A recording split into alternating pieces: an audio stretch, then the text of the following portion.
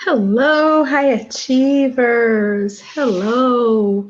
I am, as always, a few minutes earlier here so that I can connect everything and getting ready to connect on Instagram and on YouTube. Okay, so people on Instagram are probably seeing my connection to YouTube getting ready. Let me And these few, oops, just a minute. These few minutes where I'm here. Hello, everybody. Hello. So I'm going to ask you all to save your questions for a bit later. I am, can you hear me? Let me know if you can hear me on YouTube, please. Okay, now I believe they can. Yes, things are starting. So as I said, I'm a few minutes earlier.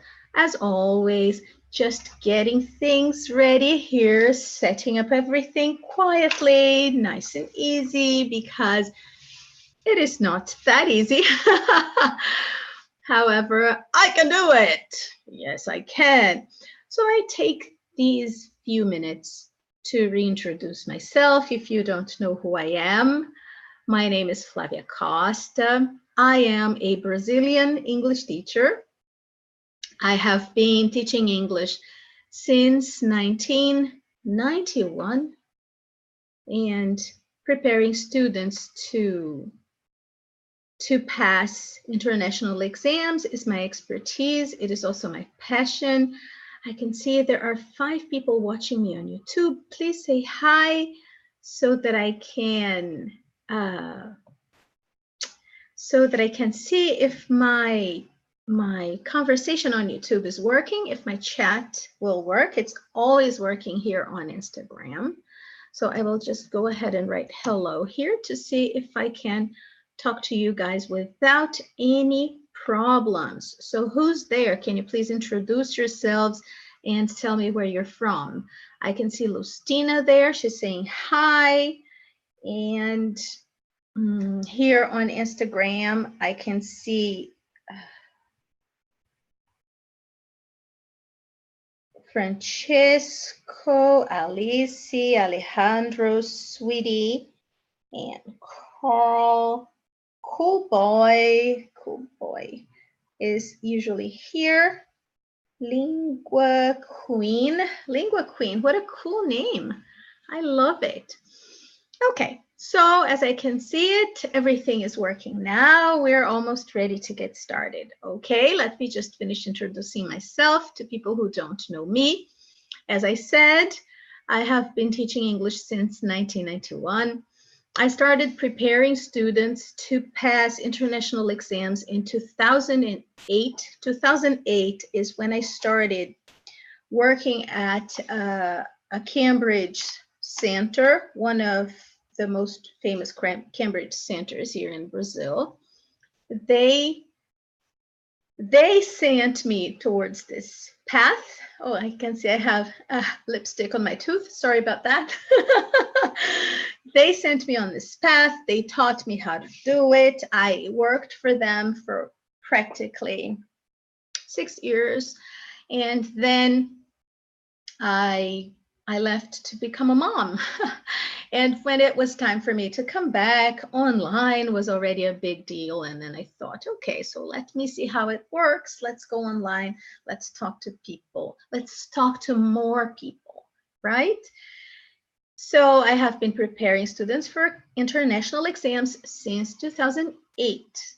However, I only went online. I only came online in 2016, at the end of 2016. So it's been, not quite a long time. However, it has been time enough for me to learn how to communicate better with you guys. Okay, so if you have any questions, if you need anything, just let me know. I am talking to you here on Instagram, here on my phone. I'm also talking to you here on YouTube. I can see Maria Agnelli saying hello, and Marina from Italy, and Ilaria also from Italy. Hello, everyone. She's usually there. Ilaria is also an English teacher, a CPE preparation teacher as well. Thank you for being here. Please, Ilaria, help me out. If you remember anything that is important and that I forgot, let me know, okay?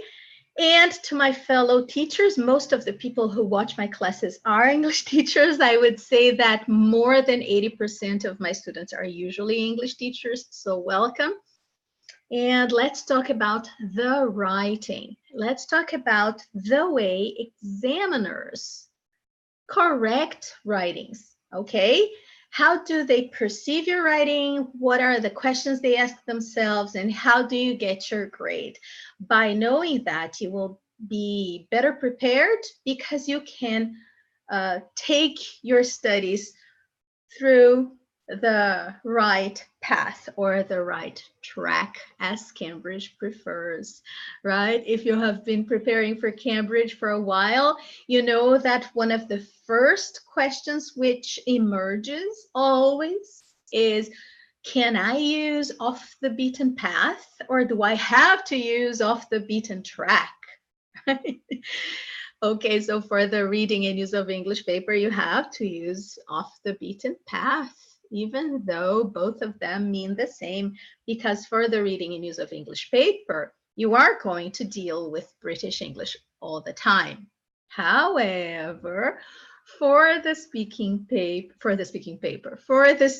portion of your exam, or for your writing paper, it doesn't matter, because you are going to choose which English you prefer, okay? And you don't even have to tell the examiners, they know, all right? The only thing you cannot do is to use American English and British English at the same time, because this will lower your grade. So you have to choose one and be consistent. So one of the questions people ask me the most is, Flavia, which one do you use when you write? Do you use British English or do you use American English?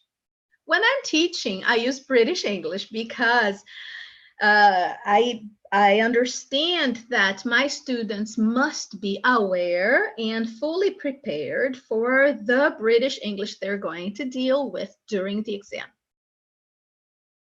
When I write, if I were taking the exam, okay, and if I had to write super fast, as Cambridge wants from us, we have to write an essay in 30 minutes so that we have time to proofread. So if I were to write, then I would write using American English, because I don't know if you could notice, but my English is completely Americanized. I finished high school in the United States. I have family in the United States. And because it is cheaper for me to travel to the United States due to my family living there, it is the English I am more often in touch with, and it is the one I studied throughout my life. So whenever I write my pieces of writing for whatever situation it is, and if I were to write for Cambridge today, I would choose American English, because when you write fast, you don't have time to analyze if there is a missing U or a missing P somewhere because of British English. So you go ahead, use the one which is easier for you. Use the one which comes naturally to you, okay? And then you will succeed. Just be careful not to mix. Cool? Great. So let's get started, because I am here to show you the criteria. So let me start by sharing my screen with you. I have already prepared some stuff. I hope it's right here. Yes, it is. It's right there. Great. Let me just enlarge my camera here so you can see me better on Instagram if you're there. And here we go. So these are the questions examiners will ask. Let me just show you the conversion.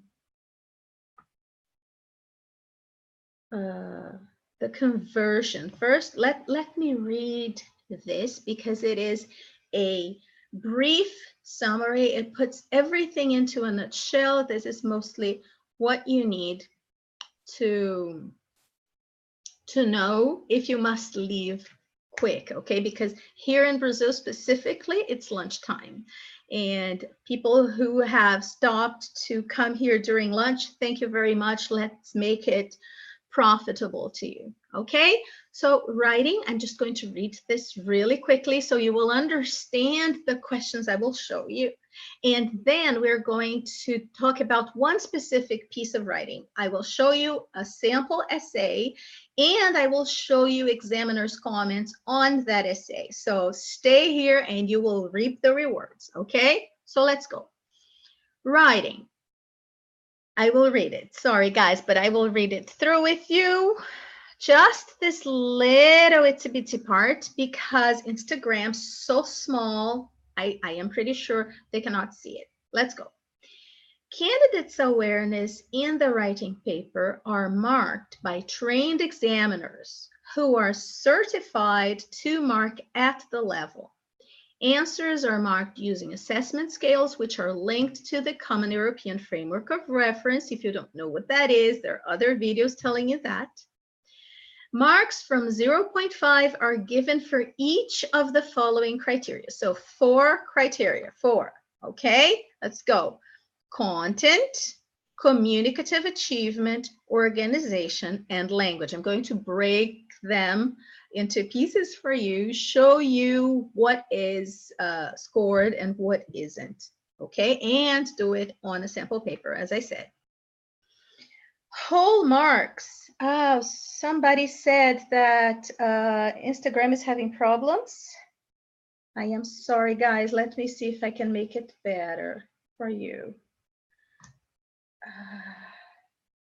Guys, if you cannot follow on Instagram properly, I am also on YouTube, okay? I am broadcasting on YouTube, so go there and you will be able to follow me there. Let me see. Lots of people here on Instagram telling me that the video is breaking up, that my voice disappears every now and then.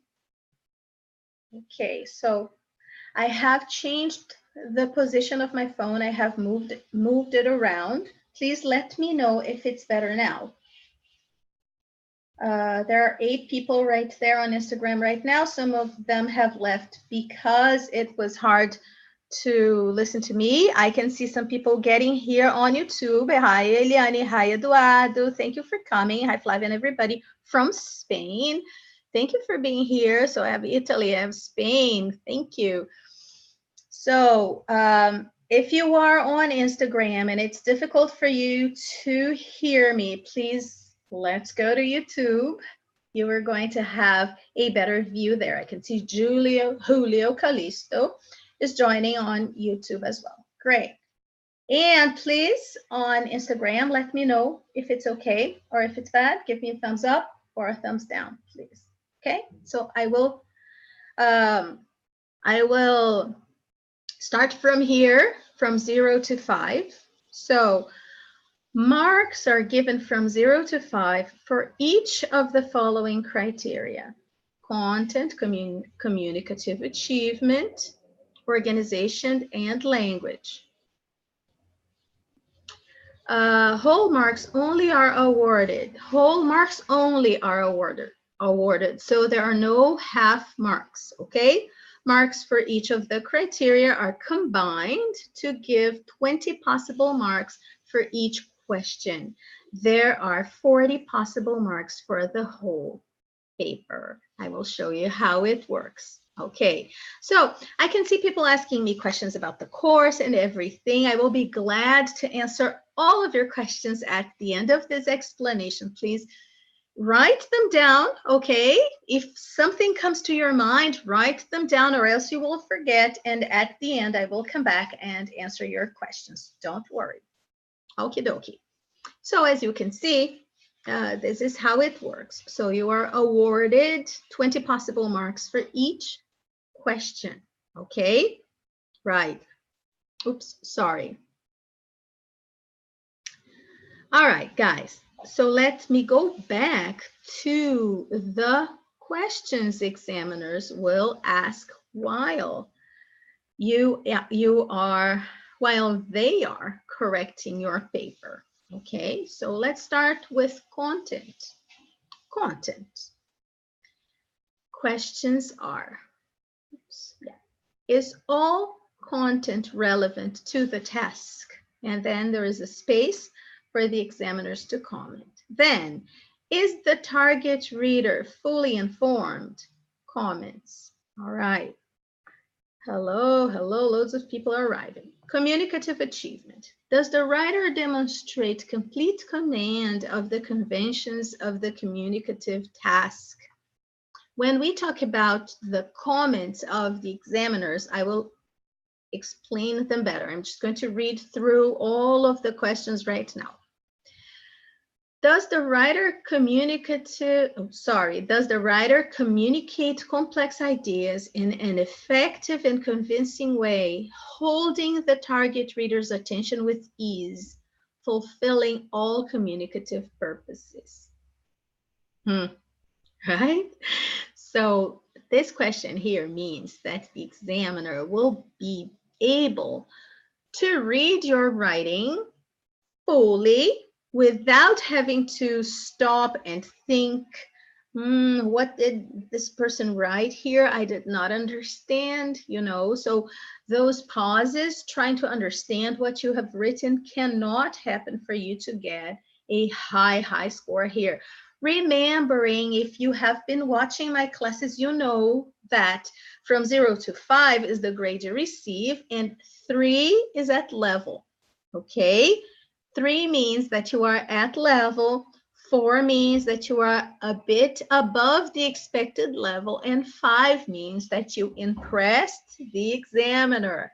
How can you impress the examiner? I'll tell you. All right. So, and this one here, which says, does the writer demonstrate, can you see my mouse? Does the writer demonstrate complete command of the conventions of the communicative task? This question here is about the format of your writing. This is what I have been telling you forever. You were sick and tired of listening to me saying that. You must know the difference between writing an essay and writing an article. Writing an article and writing a review or writing a report, writing a letter. Those formats are totally different, and you must know the difference to get your grade here. You cannot, for example, you have to write an article, and then the task says write an article, and you go there and you write an essay.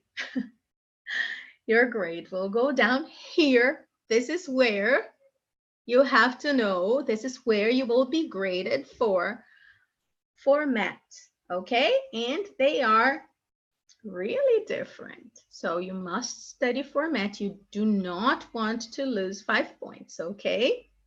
Good. So if it is an essay, did you write an essay? You get the points here. Complete command for CPE. Does the writer, and then I have already read that, let's move on to organization. And because this video is going to stay here on YouTube, if you want to watch it again, you can just go back, okay? I am receiving lots of hellos here from Peru, from Colombia. Hello, guys. Thank you very much for being here. Organization. So this is the third criteria, right? Organization. Is the text organized impressively and coherently? And the second one, does the writer use a wide range of cohesive devices and organizational patterns with flexibility? Okay, we will see examiner's comments and then we will talk more about it. The sample writing I'm going to show you is one which usually causes a range of questions because of organization, okay? Language. Does the writer use a wide range of vocabulary, including less common lexes with fluency, precision, sophistication, and style? How do you like that question? Is it scary? I betcha. And the second one is the writer's use of grammar sophisticated, fully controlled, and completely natural? And then last but not least, do any inaccuracies occur only as slips? Because we must take into consideration, and examiners do take that into consideration, that you have to write in 30 minutes, 45 minutes at the most, because how many writings are there for you to do? 2 writings, right? You will have to write an essay, which is compulsory. Everyone has to write an essay. And you will have to write something else, which could be either an article or a letter or a review or a report. There is also another option for you to write about a given text. Cambridge, every 2 years. Nowadays, it has been every 2 years. I don't know if it's going to change when you watch this video in 2, 3, 4 years from now. However, today in 2019, I was still in 2019, I'm already in 2020. Today in 2019, it is a fact that Cambridge indicates 2 different books every 2 years. Do you have to read those books? No, you don't. Those books are extra, are just some extra theme for you to use if needed. So you can read the texts, only one, if you will, or you read both, and then there will be questions there for you about the texts, the set texts. If you would like to choose one of those, then you can do so. So you have 5 options for task 2, and then you can choose, okay? They will give you those 5 options for you to choose. Isn't that cool? Isn't it easy?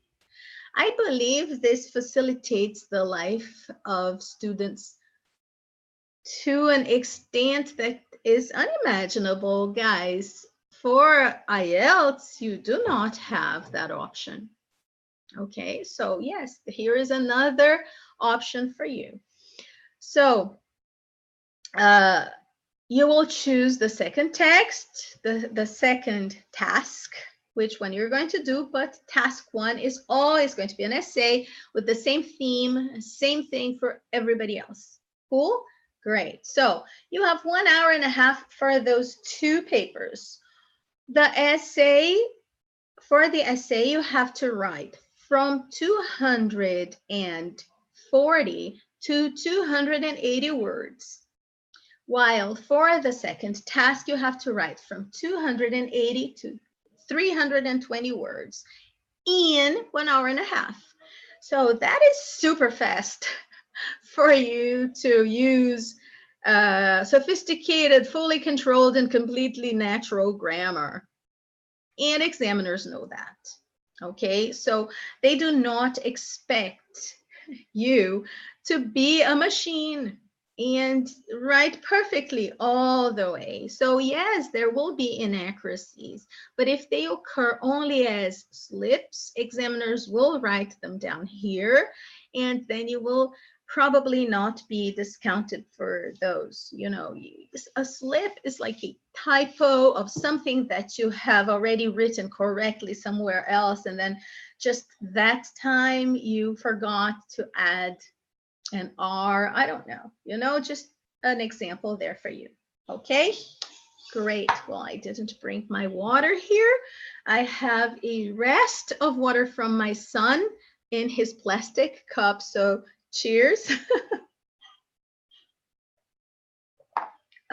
Baby's water. Better than nothing, right? Okay. I forgot my water. All right. So here are the 4 criteria, and here are the questions you were going to have to, examiners will have to take into consideration when grading you. And each one of these questions is going to receive from 0 to 5, okay? And then look, 5, 5, 10, right? 5, 5, 20. 5, 5, 30. Oops. 1, 2, 3, 4. So 4 different criteria times 10, 40, 40 points. Okay, and the last one about the inaccuracies. Well, they're all taken into consideration together. Let's say that you cannot evaluate one without the other, and then the examiner is going to give you 1 content mark here that is going to be doubled most of the time. Okay, it's like an average of the whole idea. Cool. So let's analyze one sample text so you can have a better picture of everything, because theory, right? Theoretically, we do not profit that much, and it is always good to have examples. So I am going to read the task of the essay that we're going to analyze. Here's the task. Let me frame it properly for Instagram. I will have to make it smaller or else I won't be able to read it. Let me see if I can just. Okay. Is it better?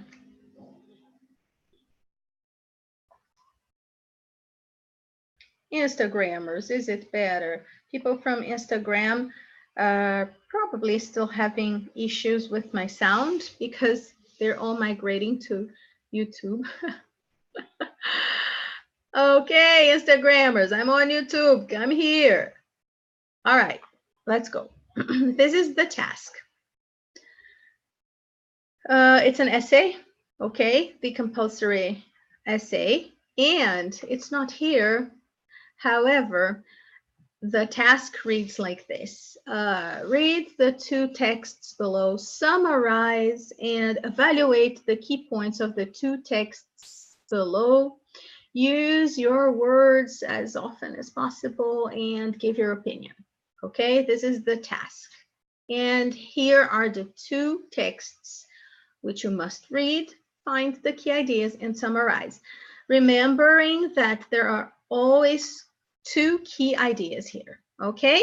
So there are always going to be 2 different key ideas. Let's go. Does memory have a future? And the role of memory. So we have here that the overarching theme of this essay is memory. And this is a sentence you could always use. You must find one overarching theme. Remember, you cannot have 2. You cannot say the overarching theme is this and that, but you can say that the overarching theme is memory, okay? And you could also say that you are going to evaluate 2 texts about the future and the role of memory. All right, so let's read it. Does memory have a future? I am going to read it with the key points underlined already, because then we're saving time, all of us. Time is money. And yeah, we don't have much time, which is money. All right. So here's the task. An international film magazine is publishing reviews of films made for children, but which appeal to adults too. You decide to submit a review. This is a review.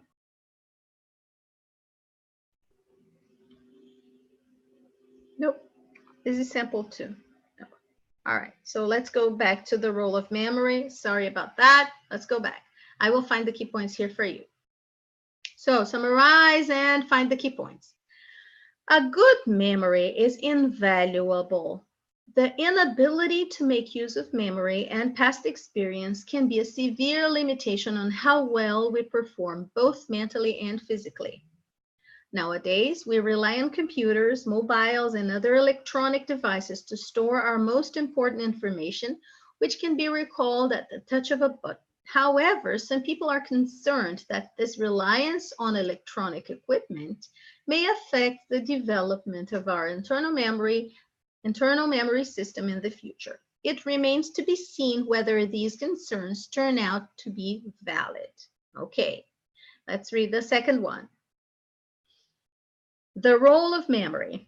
We like to think of our memory as our record of the past, but all too often memories are influenced by imagination. It is risky, therefore, to regard memory as a source of knowledge, because we will never be able to verify the accuracy of a memory fully. Although memory is an unreliable source of knowledge about the past, its importance in self-identity is unquestionable.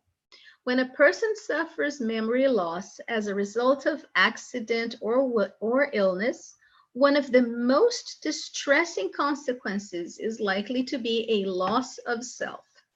Indeed, it can be argued that a person's true identity resides on his or her collection of memories. So, as you can see, one of the texts is talking about memory in the future, okay, to make use of memory and past experience, and then rely on it, right? So let's find the key points here. The key points say that the inability to make use of memory and past experience can be a severe limitation on how well we perform, both mentally and physically. This is one of the key points, okay? The second key point is that I would break it into 2 different little parts. We say that we rely on computers. This would be the beginning of the second key idea. We rely on computers. However, some people are concerned that this reliance on electronic equipment may affect the development of our internal memory system in the future. Got it? So this is a concern about the reliability of keeping our memory into electronic devices. And the second one also has 2 key points. Look, first one is we like to think of our memory as a record of the past, but all too often memories are influenced by imagination. Yes? Cool. And the second key idea. Although memory is an unreliable source of knowledge about the past, its importance in self-identity is unquestionable. When a person suffers memory loss as a result of accident, what happens? One of the most distressing consequences is likely to be a loss of self-identity. Great, great. So we know the 2 key points we must address during the essay. Let's read the sample task. I have one here for you on page 26. Let's go. Here it is. So this person here wrote this essay based on the task we have just read. Now take a look. Most of the people will ask me, can I skip a line like this? Or do I have to skip a line like this, right? These are really common questions. So let me answer both of them. Yes, you can skip a line like this if you would like to do so. Okay. And no, you do not have to skip a line like this between sentences, not even between sentences, right? Skip a line just for the readability. The thing is, some teachers, they always ask, it's not my case, however, some teachers usually ask students to skip a line because they want to write their comments underneath. Okay, so when they find a mistake, they will circle and write the comment underneath. And then the students get so used to writing like that, when they take the exam, they go ahead and do it. You're not going to be penalized for that. And just keep it consistent, okay? Just keep doing it consistently, as this person here did, as you can see. It, on my my opinion from where I stand is that this is not beautiful. I personally dislike this style. However, you were not going to be penalized for that whatsoever. Okay. What is another way people write? People will write like this. Take a look at Simple Script 2. This person here did not skip lines and went to the second paragraph without even indenting. Can you see? Because there's something called indentation when you leave like two small finger spaces to start a paragraph. So you would start a paragraph here where is, where the word where is, and then you would write here in times where, okay? And then you would indent here and indent in every paragraph. Or you would write it right next to the margin and skip a line to the second paragraph, just to make it clear that you are changing paragraphs. Sometimes you will finish a sentence with a period right here at the end of this line, and it will be confusing for the examiner if you did start a new paragraph, if you do not indent nor skip lines. You see what I mean? So this is an organization. This could be a problem in organization. What else? Look at this one. Another question I usually receive. Teacher, my handwriting is really difficult to read. What happens if the examiner cannot understand what I wrote? Well, what do you think? If the examiner cannot understand what you have written, then you will be penalized, okay? Please, please spend some time working on your handwriting if you are going to take the paper-based exam. Or take the computer-based exam. You won't have a problem there, okay? If you know that your handwriting is difficult to understand, take the computer-based exam. For me, in my personal opinion, this handwriting here is easier than the first one. I understand this much better. I have a much harder time understanding these little scribbles like this than the huge, crooked, expansive, expansive with an A, not with an E, handwriting like this, because, this is closer to my style of writing, even though because I'm a teacher, my letter is a little bit more readable. I would say a whole lot more readable. Okay, so this is a beautiful handwriting. Can you see the typos here? This person just crossed everything over. Oh, it's the most beautiful way of doing so. It would have been much better if they just crossed the word with a line. Only one line will do.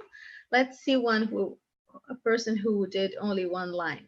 You see, this indicating that the new word gets in here is really good. This is clearer, cleaner. Can you see? So the person made a mistake and scratched it like this. Not necessary.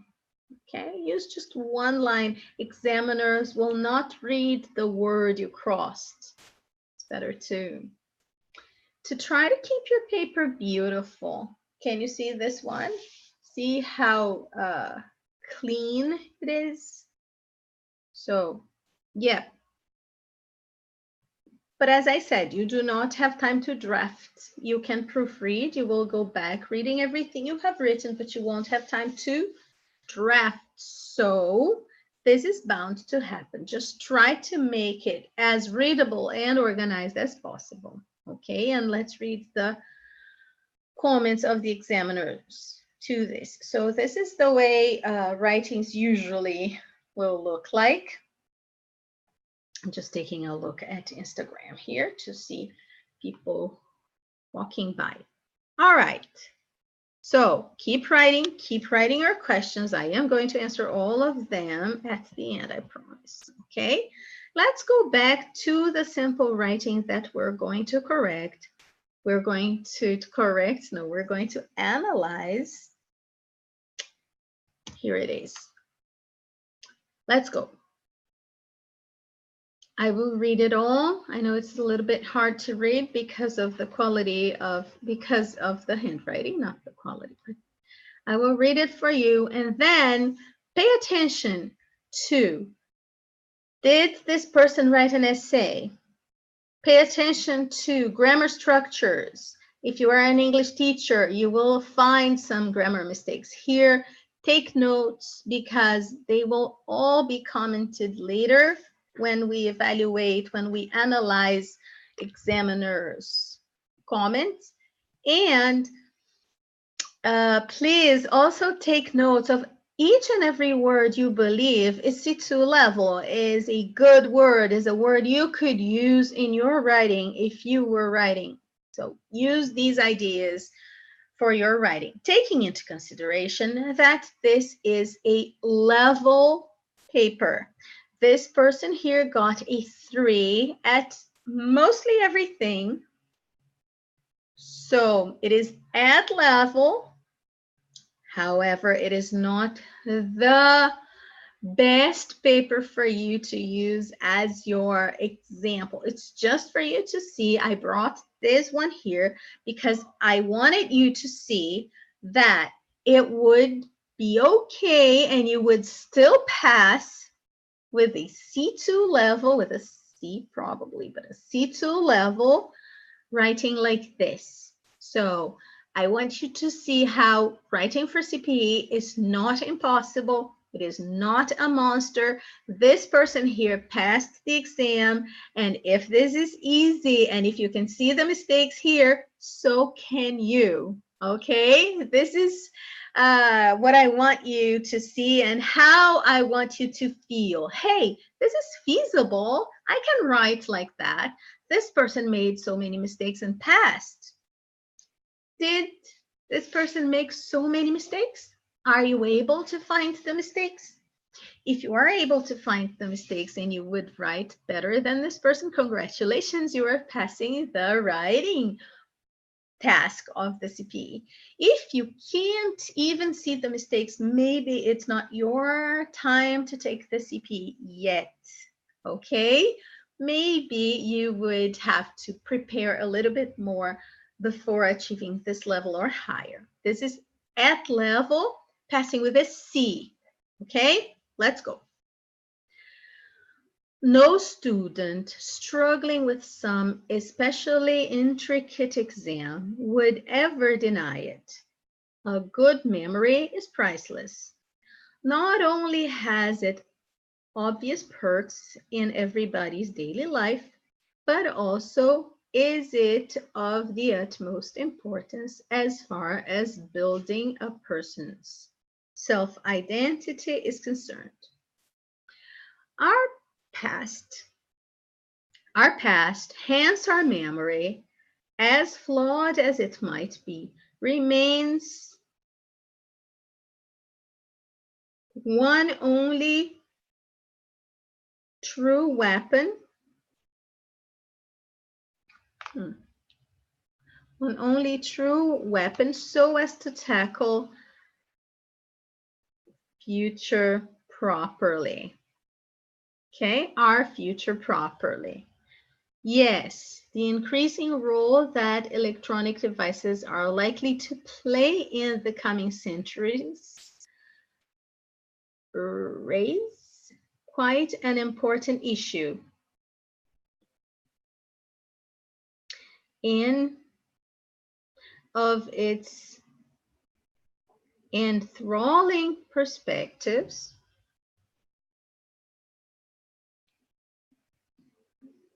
And it finished here.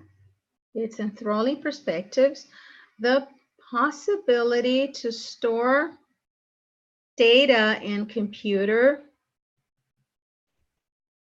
instead of in heads, heads, right, might well end up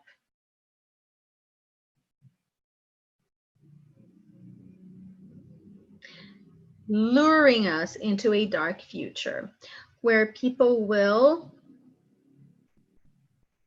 their capacities, you see, it's hard for me to read such a diminutive handwriting. Okay, so I'm just going to read up to here. Examiner who commented on this essay will have read everything. If you would like to read it, I am going to link this on YouTube under here so you can have this document here to take a look. There are 3 essay samples and there are 3 samples of task 2 with comments from the examiners, and you will have access to everything, okay? So it will be linked down there on YouTube. Cool? Great. Excellent. So let's read examiner's comments, and then you will understand how they grade you. Because it's enough. You don't have to read everything. I just want you to understand the way examiners think, and then you are going to do your piece of writing, okay? Great. So here you go. This is the sample script that this examiner is evaluating. Okay, so is all content relevant to the task? Yes. So this person here answered, this person here was able to find the 2 key points, paraphrase them, summarizing and evaluating them. Okay, so yes, all content was relevant to the task. Is the target reader fully informed? The target reader is on the whole informed. Comments. Content points 1 and 2 are identified and evaluated, and the writer's view are expressed. Content point 2 is very well developed. Content points 3 and 4 are mentioned briefly in the first paragraph, but there is no evaluation. So this person here got a 3, and we're going to double that mark. Oh, sorry, guys, I just went to get my pencil. We're going to double that mark just for the sake of converting grades afterwards, okay? So let's say that for content, this person got a 6. Got it. Okay, so what is this? What is points 1 and 2? Points 1 and 2 are the key points of the first text. This person identified them and expressed their views, and point 2 was very well developed. Contents 3 and 4 are the key ideas of paragraph 2, and they were mentioned only during the introduction, and there was no evaluation. Oops. Instagram Sorry about that. Somebody was calling me. I hope you were still there. Let's continue. Okay, so that's it. And the target reader was on the whole informed because the person mentioned did not evaluate, but still deserved a mark 3, which is at level. You see? Great. Communicative achievement. Does the writer demonstrate complete command of the conventions of the communicative task? The question is, did this writer write an essay? The communicative task was essay writing. Was it an essay? Was there an introduction? Were there body paragraphs? Was there a conclusion? What did it, you see what I mean? So the comments were, uses the conventions of the essay with flexibility. Comments. Although the essay form is well realized, the text does not show complete command of the conventions of the essay. As I said, it will be linked down here. You can take a look at it before. However, I would say that, for example, the person, you will see later, the person, when the person got to the conclusion, this person wrote, therefore, instead of starting with a conclusion keyword. It would be better, it would even be better to say in conclusion than just therefore, even though in conclusion is too simple, everybody expects that. However, writing in 30 minutes, it is better to write in conclusion than not use the complete convention of an essay, right? What else could you write instead of in conclusion? You could say, to sum up, all in all things considered, in a nutshell. In a nutshell is my favorite because it is an idiomatic expression and you are already receiving some extra points just for that. It's an idiomatic expression you can use for conclusions. It's well accepted and it means all things considered inside of a small space. Let's conclude. So in a nutshell, comma. Okay, that would be a good conclusion. A good beginning for a conclusion paragraph. Communicative achievement, question 2. Does the writer communicate complex ideas in an effective and convincing way, holding the target reader's attention with ease, fulfilling all communicative purposes? And then the comment says, communicates complex ideas in an effective way, holding the target reader's attention with ease, fulfilling all communicative purposes. Great. Comments. See particularly the final 2 paragraphs for effective communication. Falls short of meriting the adjective convincing. Wow, really? The examiner is saying here in the comments that everything was okay and that the 2 paragraphs were good and she managed or he managed to use effective communication, but it was not convincing. So yeah. However, 3 is at level. Okay, so not only do you have to write well, but you also have to worry about being convincing, about showing the examiner that you really care about the topic. Yes, this is how you become convincing. Because I know the question in your mind right now is, how on earth am I going to convince the examiner, right? How on earth am I supposed to be convincing? You must care about the topic. Even if you don't, you're going to pretend that you do. Another way of being convincing is using some statistics. And by statistics, I don't mean only percentage, okay? You are not going to say that 98% of the students in the world use black pencils. That's not necessarily what I mean, even though this is really convincing, isn't it? I just made it up. I have no idea how many students in the world use black pencils like this. And this is exactly what you should do. You are allowed to lie. Examiners will not check the font. And the purpose of using statistics is to become convincing. But it does not have to be a percentage. It could be just an overall number. For example,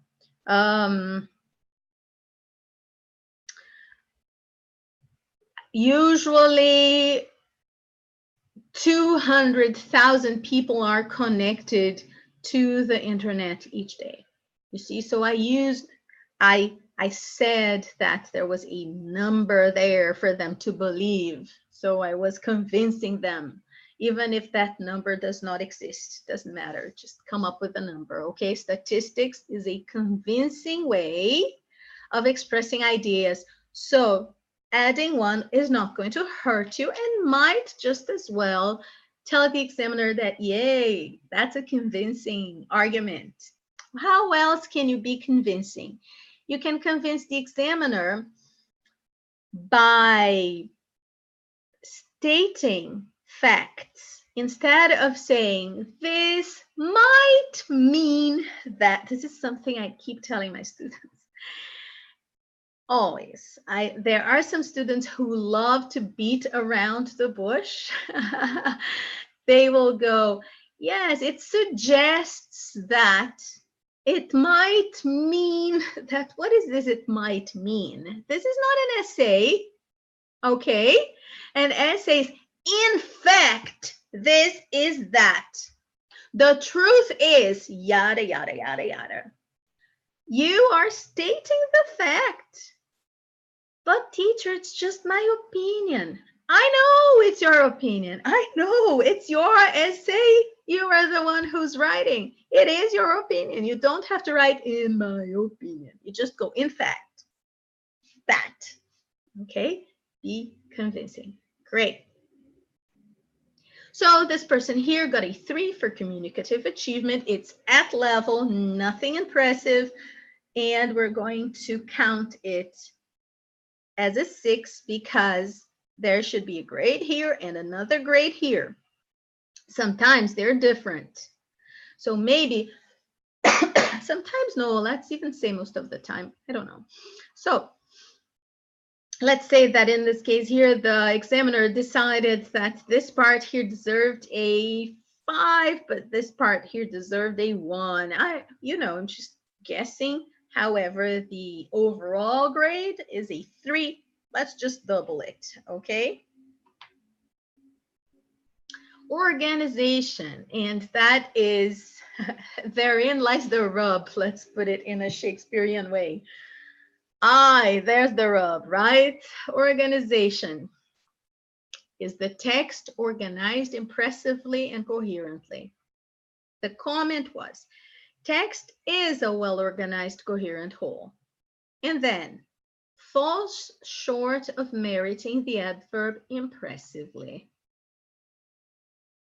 And we know why, don't we?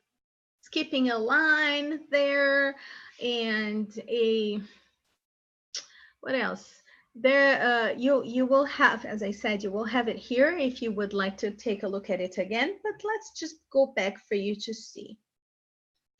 It's on page 26. We'll go back there. Usually, let's put it that way, this person had already received a 3 for writing an essay. You see, that's an essay. However, it did not merit to receive that adjective. Okay, so this already means that the organization of the essay is not what the examiner thought would be the best one. Now, let's take a look at the organization only. This person indented and wrote 1 introduction. We can see that the introduction has 1, 2, 3, 4 lines, which is good for an introduction. An introduction should usually have from 3 to 6 lines. Is that a rule? Do I have to follow that? No, it's not a rule. It's just a rule of thumb. Do you know it's a rule of thumb? It's when you measure like this, you know, when you go like, that's what is a rule of thumb. Rule of thumb is, you know, commonplace that introductions should introduce the topic well. Cambridge does not care much for your thesis statement, and this is why your grades are not going to go down if you write only a line for your introduction, okay?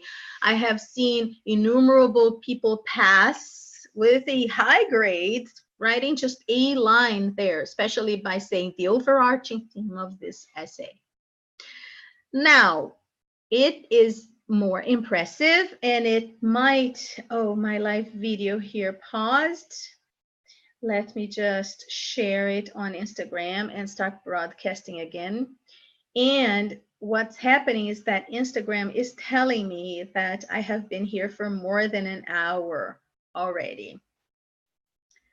Yes, you can only stay live for an hour on Instagram. I'm back. The connection was cut because Instagram only allows me to be here for 1 hour, and more than 1 hour had passed. So reconnecting and going back to the idea. Cool? Great. So there is an introduction. Introduction is large enough. There is indentation, too many skipping of lines. I don't appreciate that really well. However, yeah, it's okay. And then a body paragraph about the first text, a body paragraph about the second text, and a conclusion paragraph, which does not start with a conclusion point. Let's see if there are cohesive devices here besides therefore. Therefore, I think already brings your grade. Yeah, it's more lexical. However, okay. For Cambridge essay, you can use I, because they ask for your opinion. However, if you can manage to avoid using personal pronouns, it would be more impressive because it is an essay. You see, the convention of an essay, a real academic essay, would not have personal pronouns, not the first person ever. So change it for we, okay? I, in my opinion, to my mind, from where I stand, no, we, okay. Or even without personal pronouns, that would be even better. I don't know how to write without using my idea. I don't know how to state my opinion without saying that it is my opinion.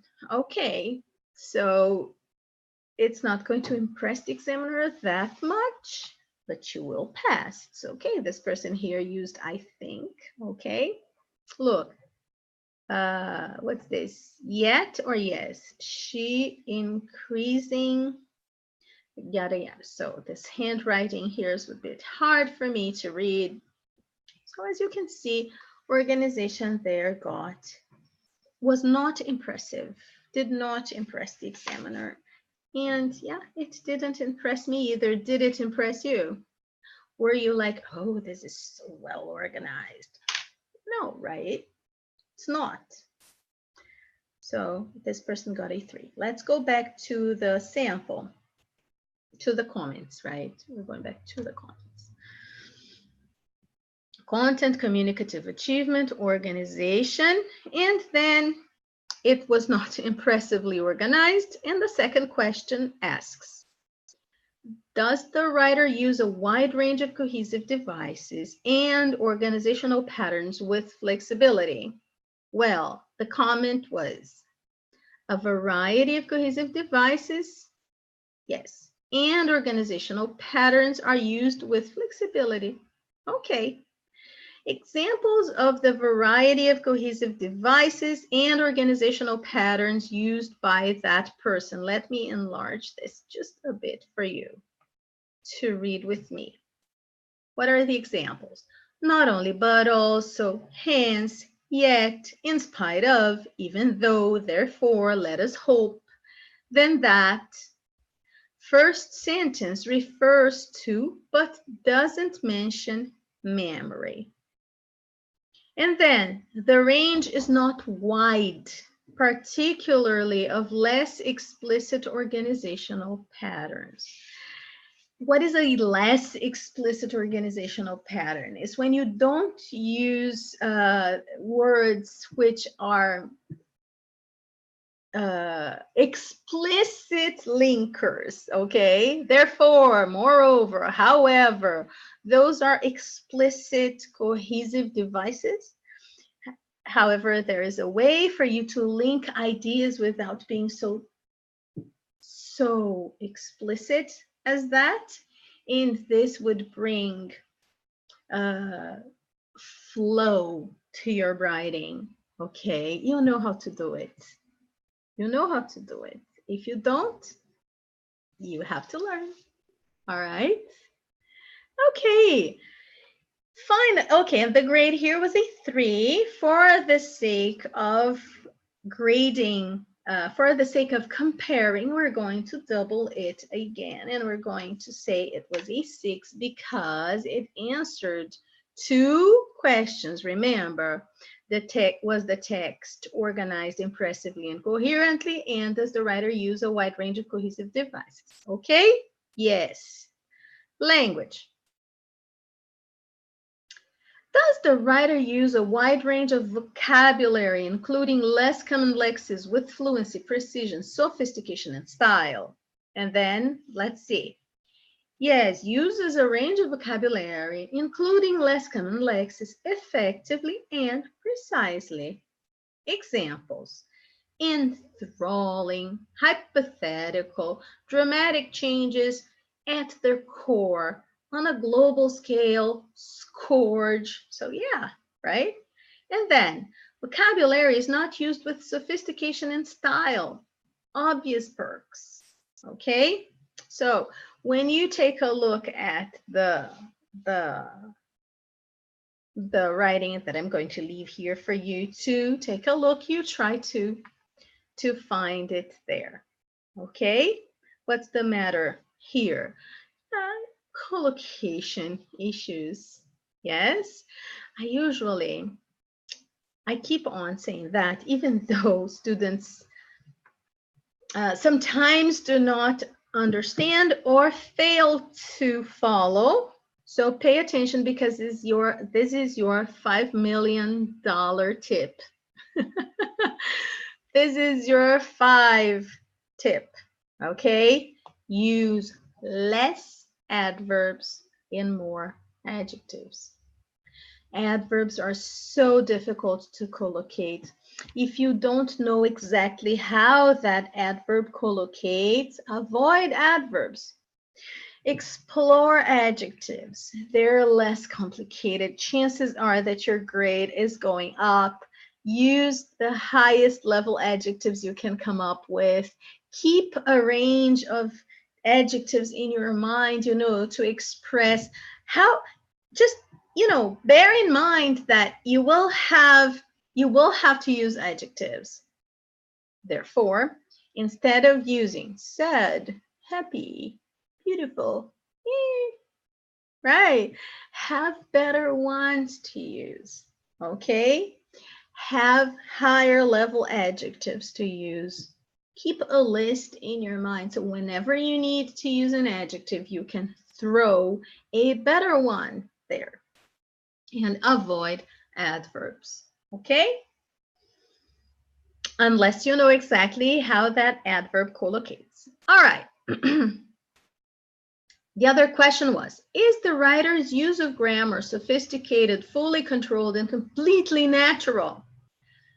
Yeah, uses a wide range of simple and complex grammatical forms with full control, flexibility, and sophistication. Examples. No student struggling with some especially intricate exam would ever deny it. That's the beginning, right? As flawed as it might be.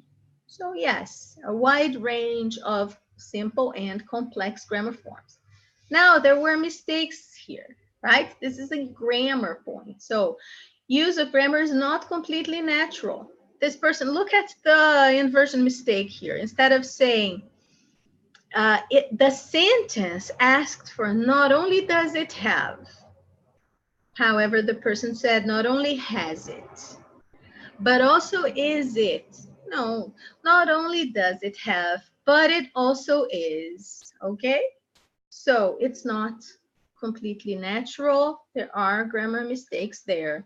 However, this is not enough to bring your grade down. You're not going to fail because you attempted to use an inversion. It is better to attempt to use an inversion than not to use it at all, okay?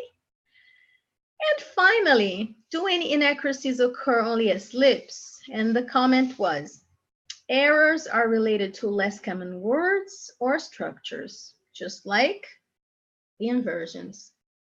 Examples, self-consciousness, but it is of the utmost importance. Okay? All right. Okay. We must go back to the text to have a wider idea of context. All right?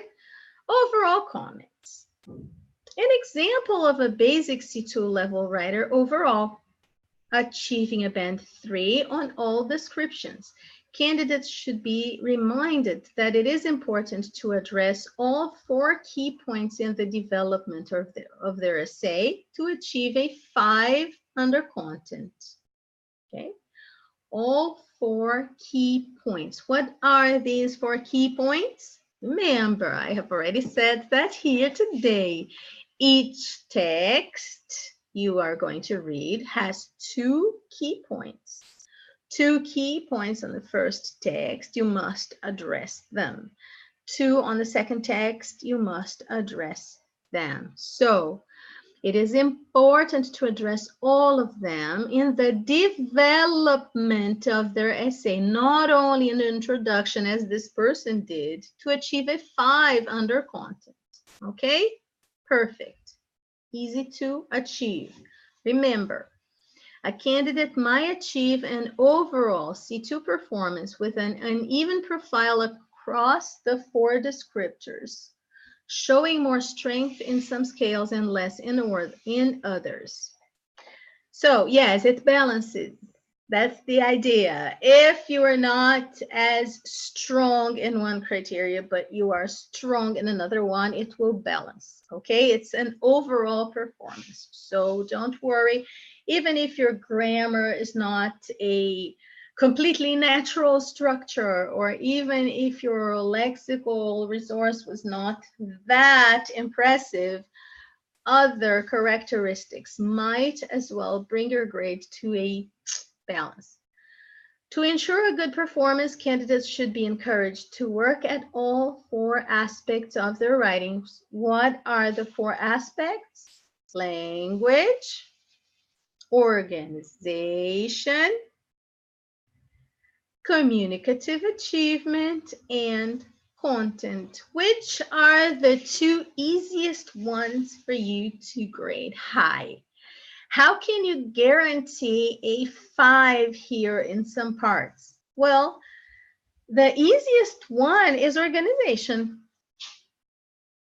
If you understand what it is to write an essay and do write an essay, your organization is going to be impressive. You are not going to fall short of meriting that adverb. Okay, impressively. And linking your ideas with cohesive devices and creating that cohesiveness, right? Writing a essay is going to make a difference. Well, Flavia, that cannot be the easiest part. Well, not entirely. However, the part of writing in a proper format helps, doesn't it? Okay, knowing the correct format can guarantee a better grade. Comments here. Content, it's another way for you to grade high, to get a higher grade. Let's put it that way, not to score high, but to guarantee a good grade here is to talk about the 4 key points. Remember, there are 4 key points there. Address all of them, and you are going to get a 5 for content. So the examiner said so, him or herself, right here. Candidates should be reminded that it is important to address all 4 key points in the development of their essay to achieve a 5 under content. Okay? All right, so now I am going to stop sharing my screen and I'm going to answer your questions. I hope this was fruitful, as Fernanda, my student, likes to say, instead of profitable. Because profitable is a B2 level word and fruitful is a C1 level word. So she chose to use that one and I thought it was really interesting. So good job. And I hope this lesson I hope you learned something new. And I hope this was important for you. On YouTube, let me see the questions I received, and then I am going to take a look at Instagram. On YouTube, hello, hi, hello, hi, hello. I'm from Italy, Marina. Hello, everyone. Hi, everybody. Hi, hi, hi. Let me see if there's a question somewhere. Question. Hello, Flavia. How much is the complete course and to get the certificate? Okay, so the complete course happens 3 times a year, my complete course. There are complete courses in various places, different countries, and different schools. Each one of them has a different price. Mine is usually the cheapest one you're going to find because it's online. And as you can see, I give loads of valuable content for free. So the idea is only that, yeah, it's a capitalistic world and I must survive. So I must charge for my lessons. I still don't know the price of the course in December because the platform I use, the educational platform I use, is increasing prices. Okay, so prices will be higher for me to pay for the platform that I use. We're still negotiating. I am the team. We're 4 people working for this to happen.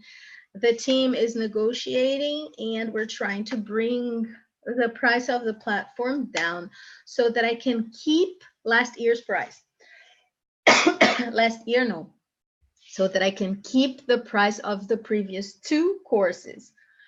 However, I am not sure, so I'm not going to give you a price here now. Nevertheless, sorry, as I said, I forgot to bring my water. Nevertheless, on the first week of December, I will have a price, okay? So stay tuned. Go to my WhatsApp. There's a WhatsApp number. I will leave it here for you as well. I believe it's already there somewhere. Come and say hi. Say, hi, my name is, I am interested in your course, or I'm just here to follow your tips. No problem. I will keep you posted on everything that's new, on whenever I have a live class to give or, anything. And you will be able to know how much and when and how everything is going to happen. So just click on WhatsApp there and I'll be more than happy to talk to you. I will be able to give you my undisputed attention there. And yeah, that's the place for you to talk to me. Deal? Great. Another question. Ilaria is asking, What if you forget to leave a line before the next paragraph during the exam, but you do it with the other paragraphs? Could this be considered a slip? No, that would be an organizational flaw. If you forgot to skip a line, then do not skip lines. Guys, it's your exam day. You are going to be nervous. Things are going to happen. And yeah, just remember basic stuff, okay? There is an intermission between papers. When you do your writing, you will only have taken the reading and use of English paper. Cool. Yes. So when you finish the reading and use of English paper, you will be given some time to go to the bathroom, to have a snack, to breathe, to meditate, to exercise, whatever. Some centers give 10 minutes. My student from Russia sent me his timetable the other day. No, that was not the one from Russia. One of my students from Uruguay sent me her timetable, and she had 45 minutes of intermission. But I understand because she was taking the test at lunchtime. So it's a test which lasts 4 hours. They must give students some time to eat. So she had 45 minutes of intermission. It will vary, okay? But you will have a moment for you to breathe, drink water, eat something, and then go back to the second paper. By the time you finish the reading and use of English, what I suggest, look, you cannot bring anything inside of the center. You cannot bring your bag. You cannot bring electronic devices. Your bottle of water must be a clear plastic bottle of water without anything written. You cannot have a watch, nothing inside of the room that you're taking the exam. However, when you have an intermission, you will have time to check notes. Yes, you will have time to check your notes. So you're going to take the writing paper, check your notes, and then you will remember that, oh, indent or skip a line between paragraphs, and use such cohesive devices, read them again. Remember your template. Why should you have a template? Of course, you should have an idea of what the organization is going to be.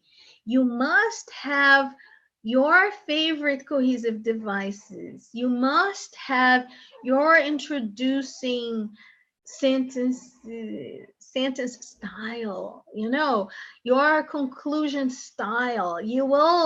There will be a moment whenever you start writing, you will know the style to use there, the template you have in your mind. Just review your template.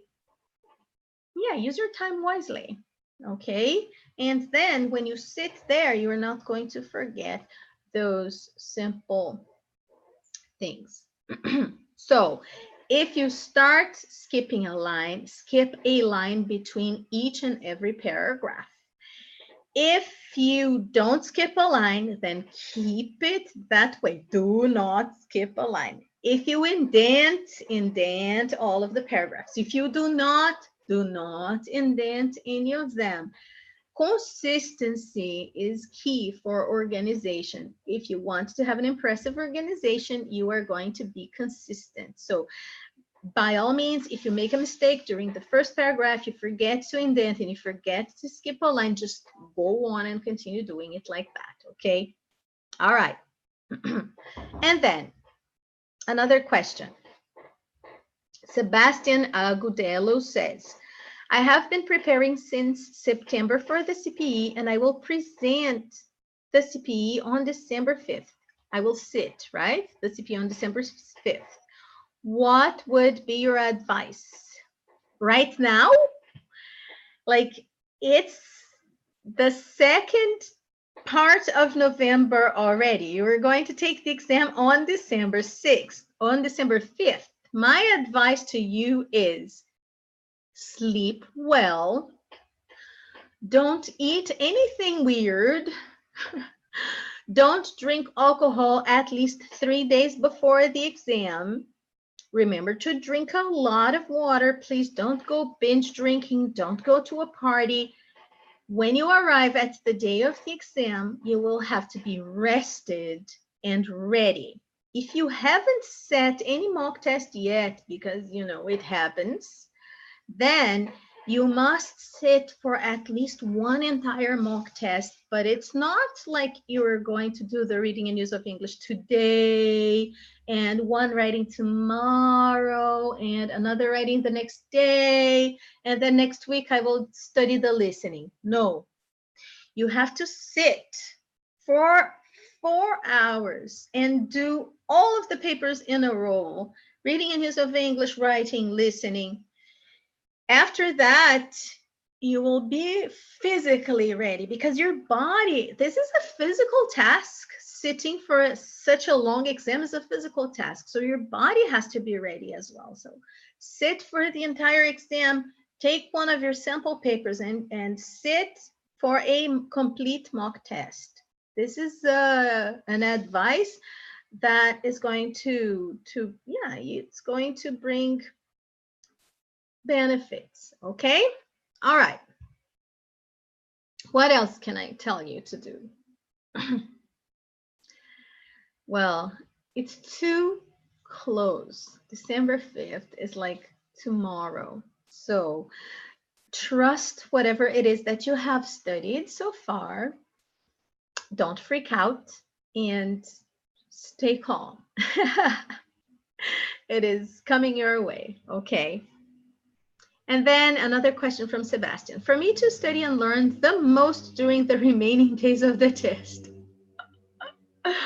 How many days do you have, Sebastian? You have like 20 days. Do you want to cram for the CP in 20 days? I hope your English is proficient already. But if you do want to cram for the exam, use FloJo. FloJo is the place on the web for you to prepare for the proficiency exam, for the CAE, for the FCE, for IELTS. Okay, it's a website. They bring you different exercises every day and weekly challenges. It's free and you can study every day there a little bit. It's going to be extremely helpful. So yes, if you are cramming for the Cambridge exam and you only have 20 days to study, and you're confident because, yeah, some people are confident that their English is native-like proficient and they will just go ahead, do it, and pass. I have seen it happen. Use FloJo. It is going to help you. FloJo. Okay? All right. Ilaria is asking me. No. Mariangela first. Mariangela Pellegrini asked, if we get 2 points, will we pass the exam or not? If you get 2 points in one of those little questions, yes, they balance each other, okay? And even if your writing paper is below C2 level, even if you get, okay, so this, let me tell you something that some people are going to criticize, but it's true. So criticize as much as you would like. Even if you get B2 level in one of your papers, you can still pass. We'll say that again.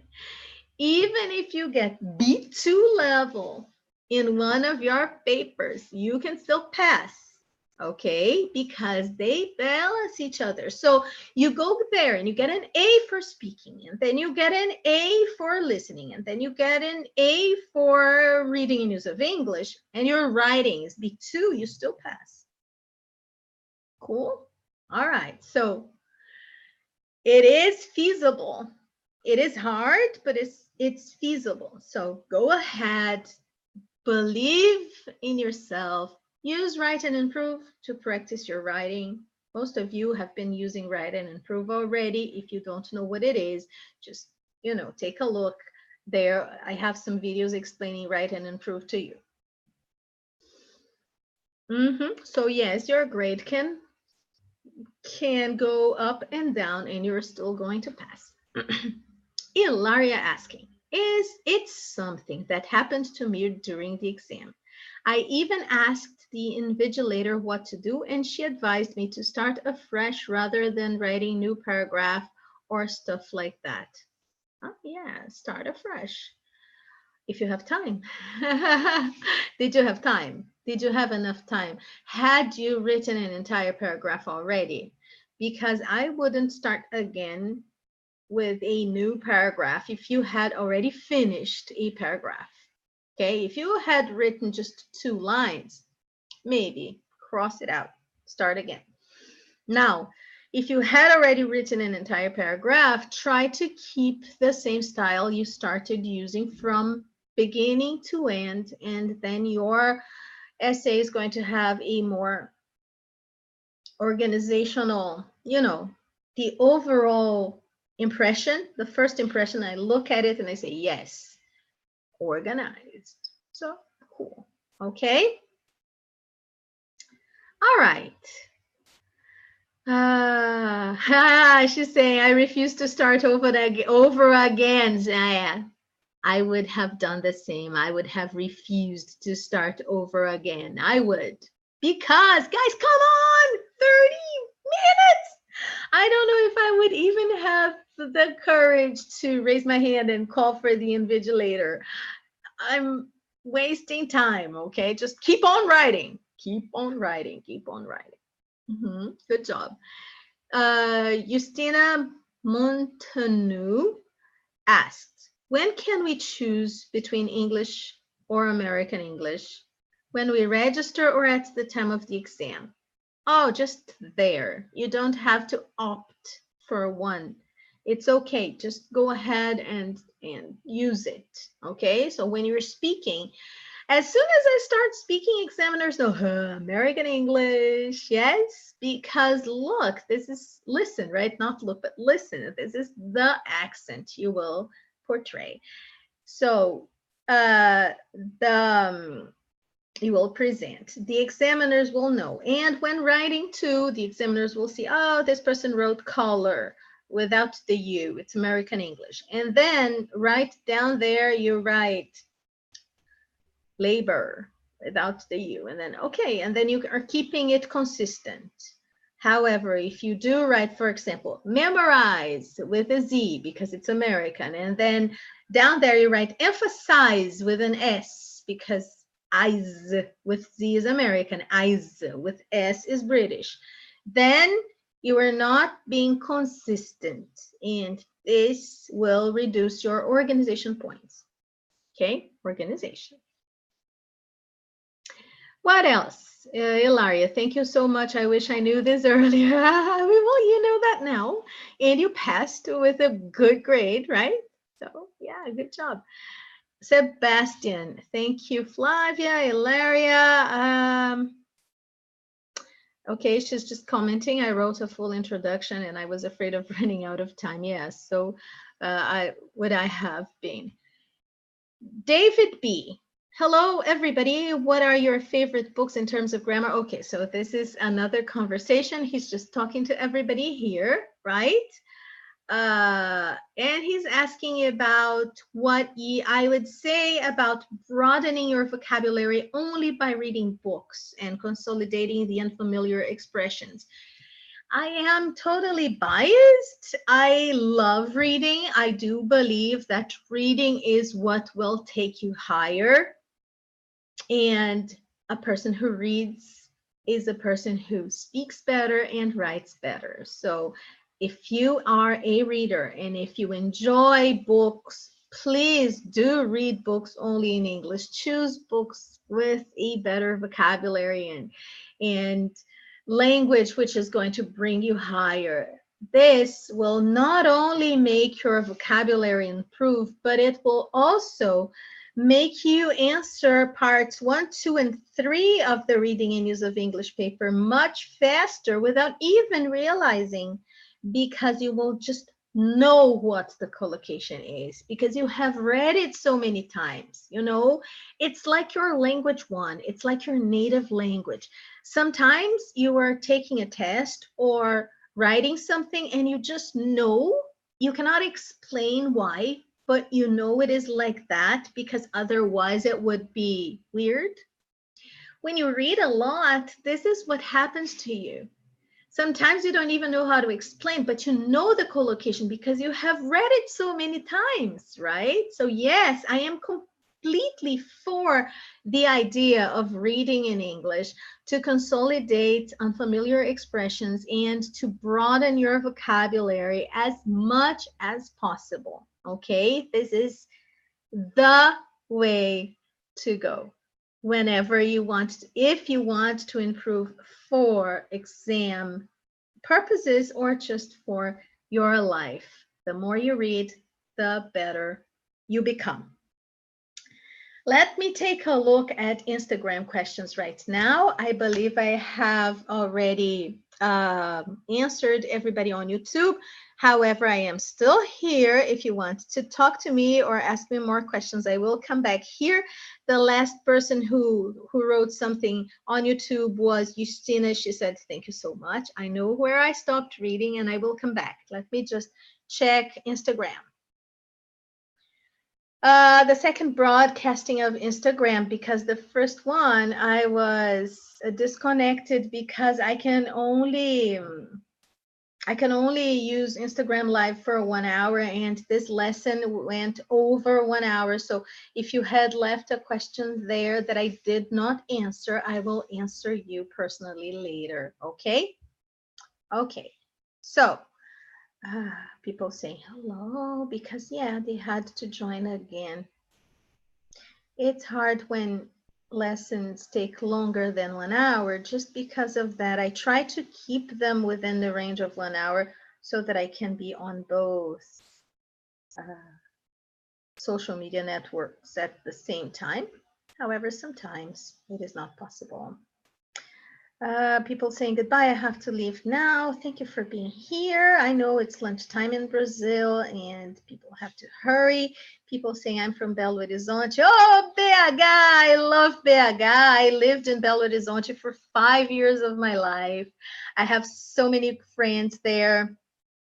Oh no, my phone disconnected.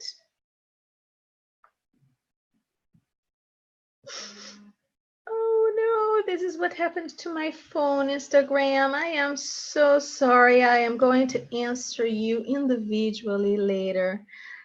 I have no battery. I am deeply sorry about that. I have my charger right here. I thought it was connected to my charger, and I only realized that it wasn't right now. So from the bottom of my heart, I apologize, and I will answer each and every one of you on Instagram personally later, writing your message and answering your questions. Okay. Sebastian Agudelo said, what a great teacher you are. Thank you. That was sweet of you.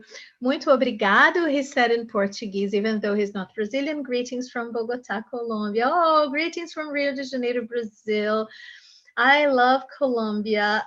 Well, unfortunately I haven't been there yet, but it is in my plans, and I hope to go there next year or by the end of next year, because I have remanaged my schedule and I'm really looking forward to visiting St. Petersburg.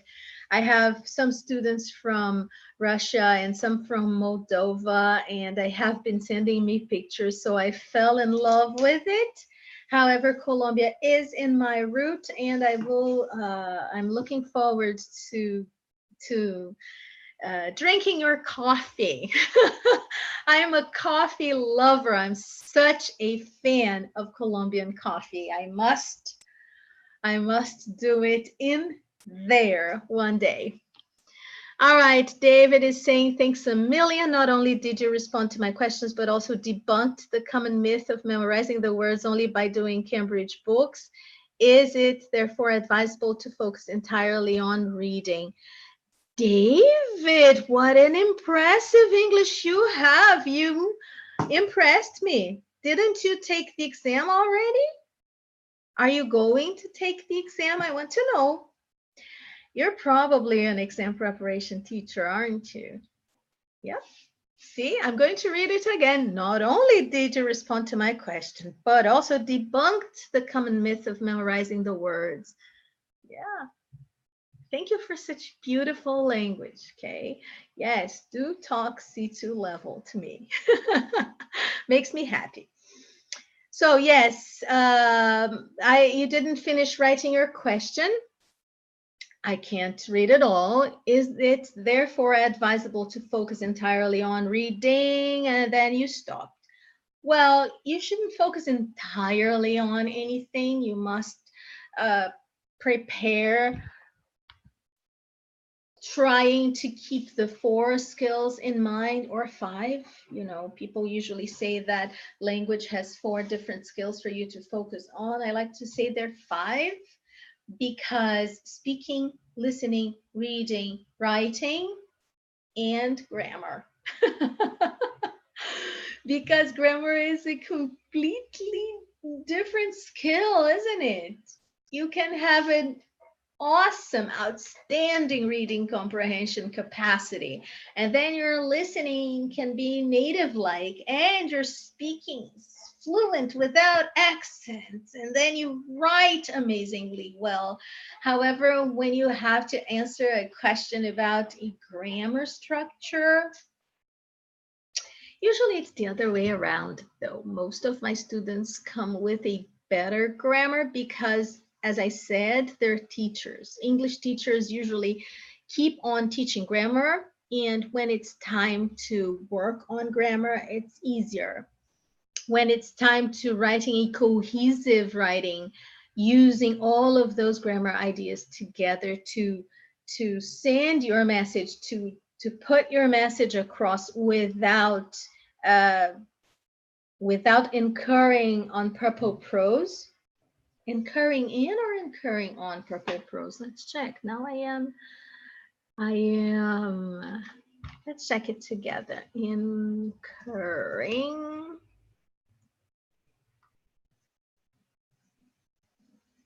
Yes, I make mistakes. I am not a dictionary. I'm an English teacher.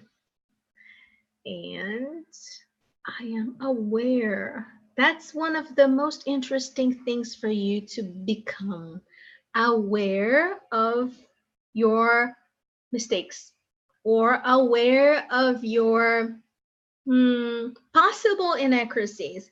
Because even though when you speak, sometimes you will use your gut level knowledge, if you know what I mean, because you will be speaking and the language just comes out.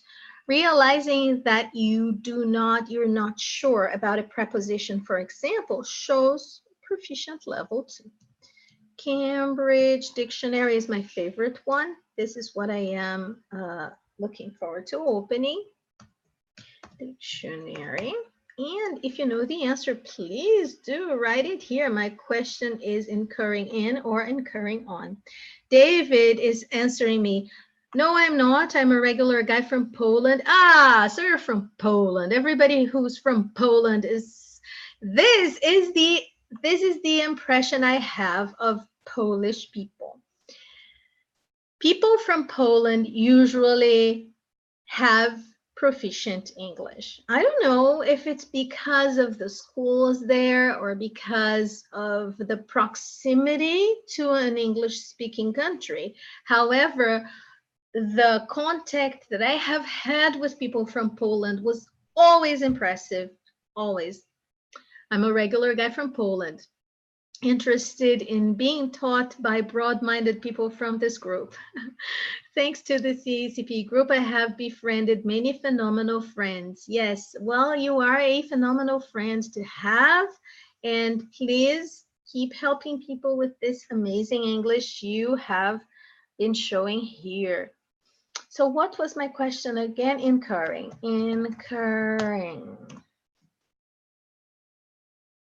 I am inside of Cambridge English Dictionary. Incurred the wrath, incurred anger, to incur debts, to experience something, usually something unpleasant, as a result of actions you have taken. I don't even remember the sentence I was going to use anymore. So I don't know if that is even something I should be doing right now anymore. So I will watch this video. And if you are watching this video and you come up with the best preposition, please write it down here. I will take a look and I will be thankful because you will remember what I was talking about, which I don't. You will know what I was talking about.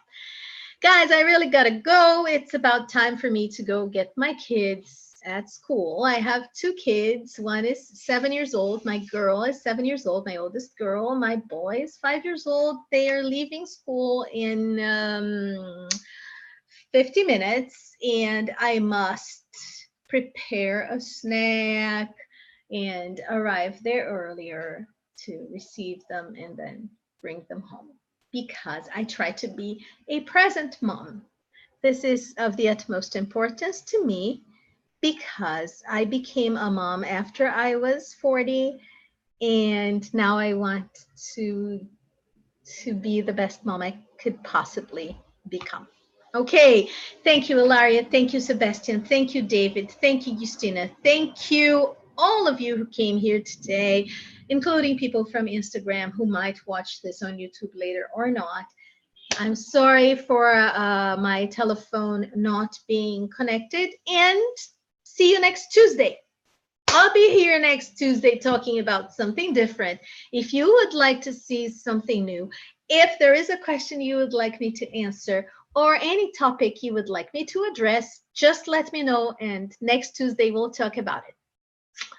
Bye-bye. See you later, alligators in a wild crocodile. My kids, as I said, they're so young. They love saying that. My son came with a new one to me the other day. It's probably not new, but it was new to me. And he said, "Take care, polar bear." So, yep, take care, polar bears, and bye-bye, butterflies.